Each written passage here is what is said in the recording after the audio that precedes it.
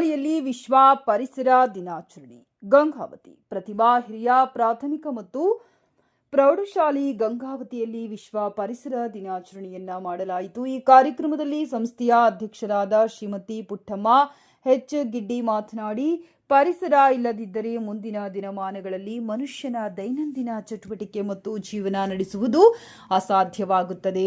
ಭೂಮಿಯ ಮೇಲಿರುವ ಪಂಚಭೂತಗಳಲ್ಲಿ ನೈಸರ್ಗಿಕ ಪರಿಸರ ಕೂಡ ಒಂದಾಗಿದ್ದು, ಪರಿಸರ ಬೆಳೆಸುವುದರಿಂದ ಪರಿಶುದ್ಧವಾದ ಗಾಳಿ ಸಿಗುತ್ತದೆ. ಕಾಡಿದ್ದರೆ ನಾಡು ಎಂಬ ನುಡಿಯಂತೆ ಭೂಮಿಗೆ ಮಳೆ ಬೀಳಲು ನೈಸರ್ಗಿಕ ಕಾಡು ಸಹ ಒಂದು ಭಾಗವಾಗಿ ಕೆಲಸ ಮಾಡುತ್ತದೆ. ಹಾಗಾಗಿ ವಿಶ್ವ ಪರಿಸರ ದಿನಾಚರಣೆ ಪ್ರಯುಕ್ತ ಪ್ರತಿಯೊಬ್ಬರು ಒಂದು ಸಸಿಯನ್ನ ನೆಟ್ಟು ಪೋಷಿಸಿ ಬೆಳೆಸಿದರೆ ಮಾತ್ರ ವಿಶ್ವ ಪರಿಸರ ದಿನಾಚರಣೆ ಸಾರ್ಥಕವಾಗುತ್ತದೆ ಎಂದು ತಿಳಿಸಿದರು. ಅದರಂತೆ ಶಾಲಾ ಸಮಿತಿಯ ಅಧ್ಯಕ್ಷರಾದ ಹನುಮಂತಪ್ಪ ಗಿಡ್ಡಿ ಪರಿಸರ ದಿನಾಚರಣೆ ಕುರಿತು ಮಾತನಾಡಿದರು.